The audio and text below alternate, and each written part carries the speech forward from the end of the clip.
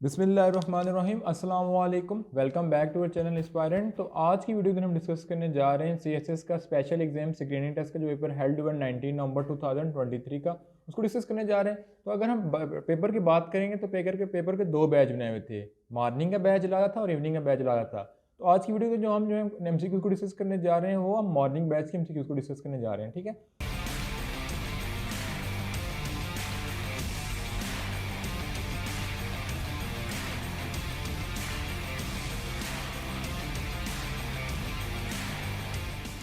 तो स्टार्ट करते हैं। तो सबसे पहले हम इंग्लिश के पोर्शन पे आए तो इंग्लिश के पोर्शन में हमारे पास सिनोनिम्स और एंटोनिम्स है।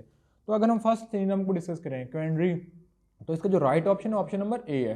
ठीक है, उसके बाद हम मूव करते हैं सेकंड एमसीक्यू की तरफ। सेकंड एमसीक्यू में लिखा हुआ है कि सिनोनिम ऑफ ऑप्टिपियस, तो इसका जो राइट ऑप्शन है वो नॉइसी है। ठीक है, इसके बाद हम फर्दर मूव करते हैं थर्ड एमसीक्यू की तरफ। थर्ड एमसीक्यू में जो है लिखा है कि what does the word efficient mean, तो इसका जो राइट ऑप्शन है वो क्या, एक्साइटिंग, ऑप्शन नंबर डी। इसी तरह हम मूव करें नेक्स्ट एमसीक्यू की तरफ। तो एमसीक्यू नंबर हम आ जाते हैं 4 की तरफ। तो उसमें लिखा हुआ है कि सिनोनिम ऑफ पिनेरियस, इसका सिनोनिम क्या है, तो बेसिकली इसका सिनोनिम हमारे पास आता है, इसका जो राइट ऑप्शन है ऑप्शन नंबर बी, सेल्फिश। ठीक है, उसके बाद हम फर्दर मूव करें एमसीक्यू नंबर 5 की तरफ। तो हिस्टोनिक, हिस्टोनिक का जो राइट ऑप्शन बेसिकली वो कौन सा है, आवर ड्रामेटिक। ठीक है, उसके बाद हम फर्दर मूव करते हैं नेक्स्ट एमसीक्यू की तरफ। तो सिनोनिम ऑफ क्विशिएंट, इसका जो राइट ऑप्शन है वो कौन सा है, एक्टिव। ठीक है, उसके बाद हम फर्दर मूव करते हैं एंटीनम्स पे। तो एंटीनम में देखें तो टैप्ट्यूड जो है बेसिकली इसका एंटीनम्स क्या है, तो जो इसका एंटीनम्स है टैप्ट्यूड का वो गुडनेस। ठीक है, उसके बाद हम फर्दर मूव करें तो जो नेक्स्ट है एंटीनम वेट्रोपोरेट, इसका जो राइट ऑप्शन है वो ऑप्शन नंबर डी, कन्विंस्ड। उसके बाद हम फर्दर मूव करें 9 की तरफ। तो 9 का जो राइट ऑप्शन बनता है वो हमारे पास क्या बन रहा है, नेक्शियस। ठीक है, उसके बाद हम वेट्रोलिक, वेट्रोलिक का जो राइट ऑप्शन है वो क्या है, प्लेजेंट। ठीक है, उसके बाद हम फर्दर मूव करते हैं इक्विनिटी। इक्विनिटी का जो राइट ऑप्शन बनता है वो ऑप्शन नंबर, जो एमसीक्यू नंबर 11 है इक्विनिटी, इक्विनिटी का जो राइट ऑप्शन बनता है ऑप्शन नंबर सी। उसके बाद हम मूव करते हैं एमसीक्यू नंबर 12 की तरफ, सिविलियन। अब सिविलियन का जो राइट ऑप्शन बनता है वो क्या बेसिकली क्या है, क्वाइट। ठीक है, उसके बाद हम फर्दर मूव करते हैं नेक्स्ट जो है पार्ट की तरफ, जिसको लिखा हुआ है कि हु रोट अफसाना नांदी। ठीक है, ये अफसाना किसने लिखा, लाम इकबाल, अहमद फराज, गुलाम अब्बास या गालिब। तो जो इसको लिखने वाला था वो गुलाम अब्बास था, ये गुलाम अब्बास का पहला अफसाना था। उसके बाद बैतुल उकबा took place in which year of prophethood, तो जिसको राइट ऑप्शन है हमारे पास वो क्या है, तो हमारे पास डिफरेंट ऑप्शन गिवन है 11 हिजरी, 13 हिजरी एंड 15 हिजरी एंड 10 हिजरी। ठीक है, तो आपके क्वेश्चन में 90 भी लिखा आ सकता है, तो हिजरी और 90 दोनों सेम होते हैं। तो जो इसका राइट ऑप्शन है बेसिकली कितना है, बैतुल उकबा टेक प्लेस इन 13 हिजरी। ठीक है, उसके बाद हम फर्दर मूव करें तो मुनासात, उसके बाद हम फर्दर मूव करें सीक्वेंस में 15 की तरफ से लिखा है मसनद। मसनद मीन क्या होता है, कलेक्शन ऑफ हदीस, यानी हदीस की कलेक्शन करना। उसके बाद स्टडी ऑफ सेल इज, तो यह साइटोलॉजी। ठीक है, उसके बाद हम फर्दर मूव करें तो आई, यहाँ पे ITU2 is new grouping member form by India, Israel, USA and UAE। ठीक है, ऑप्शन नंबर बी। उसके बाद फर्दर मूव करें तो president to UN from Pakistan diplomat, उसका क्या नाम है, Munir Akram, option number A. फिर हम फर्दर मूव करते हैं एमसीक्यू नंबर 19 की तरफ। तो एमसीक्यू नंबर 19 का देखते हैं कि हमारे पास राइट ऑप्शन क्या बनता है। तो लिखा हुआ है कि what is the name of Mohammad Ali Bogra formula, यानी मोहम्मद अली बोगरा फार्मूला को जो राइट नेम था वो क्या था, तो उसकी राइट नेम है वो है constitutional formula, option number D. ठीक है, फिर नेक्स्ट एमसीक्यू की तरफ मूव करते हैं total how many point of China peace policy on Russia Ukraine conflict, total कितने पॉइंट्स हैं, 12।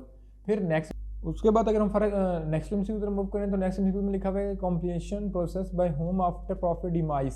तो इसके डिफरेंट ऑप्शन है हज़रत उस्मान, हज़रत अबू बकर, हज़रत ज़ैद बिन अबी ताबित या नन ऑफ दी। तो जिसका राइट ऑप्शन है हज़रत ज़ैद बिन अबी ताबित।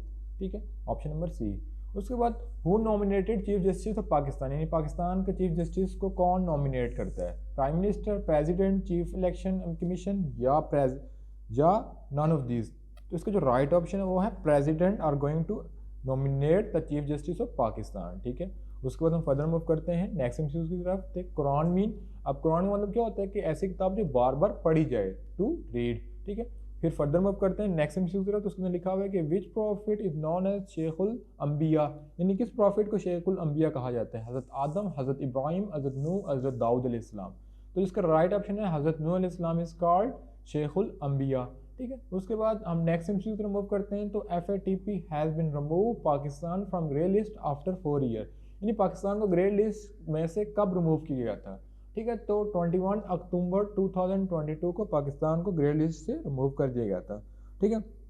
फिर अगर फर्दर मूव करें, व्हेन पाकिस्तान ज्वाइन SCO, तो पाकिस्तान ने SCO को कब ज्वाइन किया था, तो 9 जून 2017 को पाकिस्तान उसको ज्वाइन किया था। फिर excessive bleeding is due to deficiency of which vitamin, यानी जो ब्लीडिंग होती है ज़्यादा वो किस विटामिन की कमी की वजह से होती है, तो विटामिन के की, ठीक है। अब हमारे पास था मैथमेटिक का आ गया कि x² + 8x - 5 is also right has x + a का होल स्क्वायर प्लस b, तो इस पर हम बेसिकली जो है वो कंप्लीटिंग स्क्वायर पर फॉर्मूला अप्लाई करके हम a की वैल्यू निकाल लेंगे, ठीक है। तो a हमारे पास कितना आ जाएगा 4, ठीक है।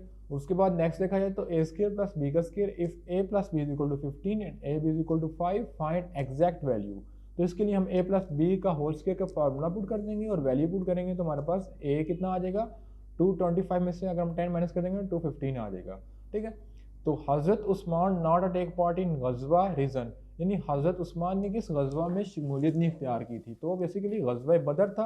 अब वो किस वजह से शमूलियत इख्तियार नहीं की थी, due to illness of his wife, ठीक है। तो इसका राइट ऑप्शन है battle of Badr due to illness of his wife. उसके बाद अगर MCQ नंबर 32 की तरफ देखा है तो व्हेन डिड द हज़रत हमज़ा इम्ब्रेस इस्लाम, ठीक है, यानी हज़रत हमज़ा ने कब इस्लाम कबूल किया था, तो बेसिकली 5th नबी या 5th हिजरी को।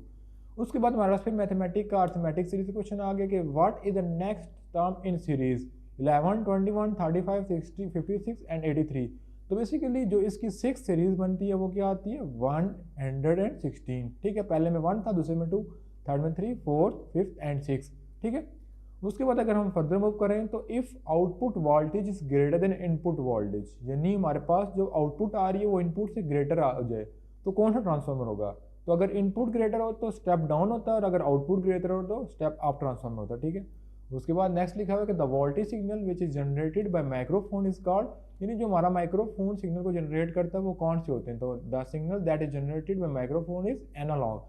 फिर third common gas that is found in air to breathe is called, यानी जो third most abundant gas in environment वो कौन सी होती है, ऑर्गन, ठीक है। उसके बाद नेक्स्ट है कि electromagnetic radiation with the maximum wavelength, तो इलेक्ट्रोमैग्नेटिक रेडिएशन में मैक्सिमम वेवलेंथ किस चीज़ की होती है, अल्ट्रावायलेट रेडिएशन की, रेडियो वेव की, इंफ्रारेड रेड की, या नॉन ऑफ दिस की, तो जो इसका राइट ऑप्शन है बेसिकली वो हमारे पास क्या है रेडियो वेव, ठीक है। उसके बाद the most dangerous type of radiation is, तो जो सबसे खतरनाक रेडिएशन है वो अल्फा, बीटा या गेमा, तो जिसका राइट ऑप्शन है वो गेमा radiation is most dangerous radiation. The solar is radiated in a form of, तो सोलर की छुआएँ हमारे तक पहुँच रही होती हैं वो किस फॉर्म में होती हैं, ट्रांसफर वेव, इलेक्ट्रोमैग्नेटिक वेव या इंफ्रारेड वेव, तो जिसका राइट ऑप्शन है वो इलेक्ट्रोमैग्नेटिक वेव, ठीक है। Which fuel is use for gas building, तो बेसिकली कौन सा फ्यूल गैस बिल्डिंग के लिए यूज होता है, तो उसका नाम है एसिटाइलिन, ठीक है।